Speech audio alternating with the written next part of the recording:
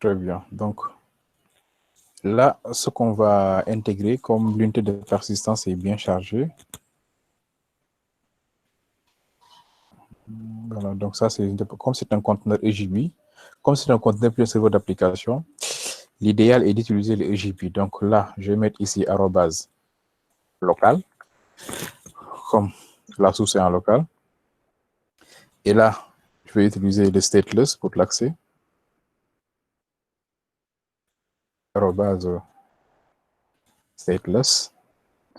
Et dans ce cas, je n'ai plus besoin de ça. Je laisse tout simplement le unit. Et là, maintenant, je dois utiliser l'information, l'outil, plutôt la ressource.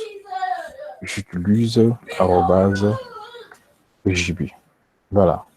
Donc, arrobase local pour l'interface, stateless pour la classe d'implémentation et pour l'utilisation arrobase JB.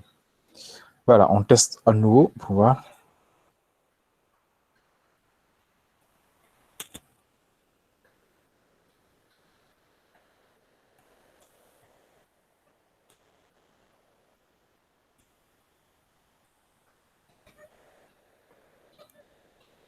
Voilà, ça permet tout simplement de préciser le format. C'est un objet, on a l'air de retourner un format JSON. Un peu comme ce qu'on a fait de l'autre côté. Après, je vais vous montrer, je peux remplacer ça par un objet. Après, vous allez voir, c'est le format JSON que vous allez avoir avec les ID.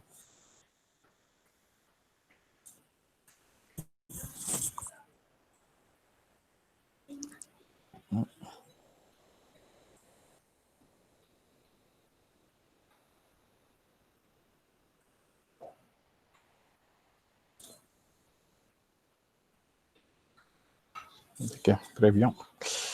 Donc, je vais ajouter slash compte, slash et le numéro du compte qui existe dans la base. Je valide.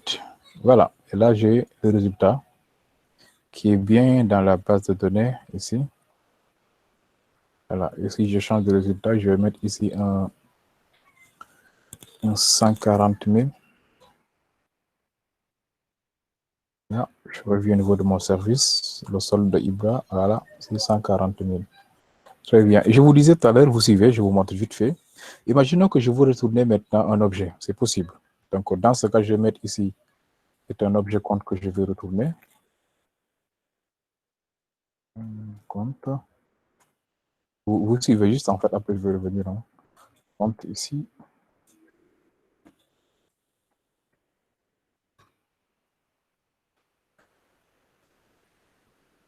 Voilà, c'est-à-dire, à partir du numéro, on retourne l'objet compte.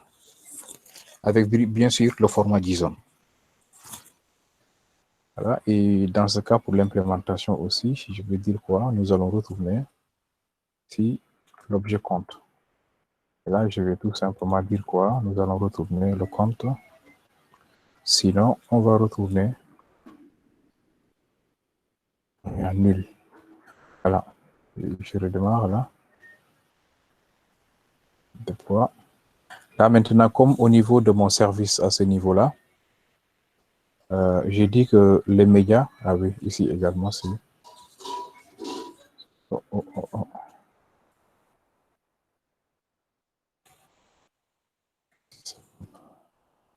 Voilà. Comme ici au niveau de mes médias, j'ai dit quoi? Type JSON, il va me tourner un format JSON. Alors, vous pouvez présenter en fait le type de média dont vous avez besoin. Nous, on a besoin en fait d'un fichier JSON, donc le média, ça sera au format JSON.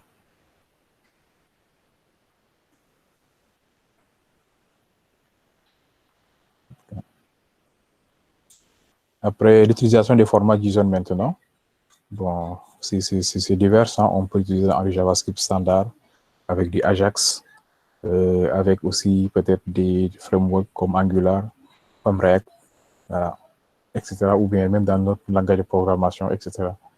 Voilà. Ok, donc c'est bon.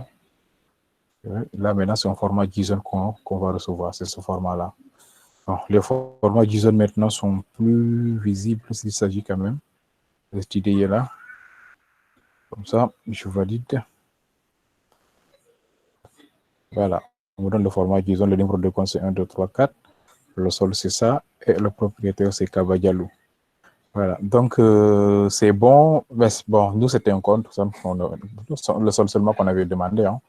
Mais si vous voulez également, vous pouvez retourner aussi le format complet de l'objet ou bien tout simplement l'objet standard. Voilà, très bien. Je pense que c'est bon pour cette partie-là. On a un peu fait la même chose.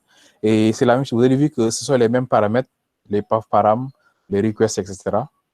Et tout ceci est disponible à ce niveau-là.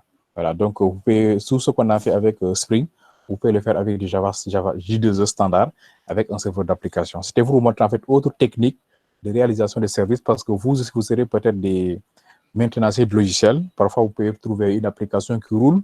Il est bon de comprendre toutes ces techniques-là.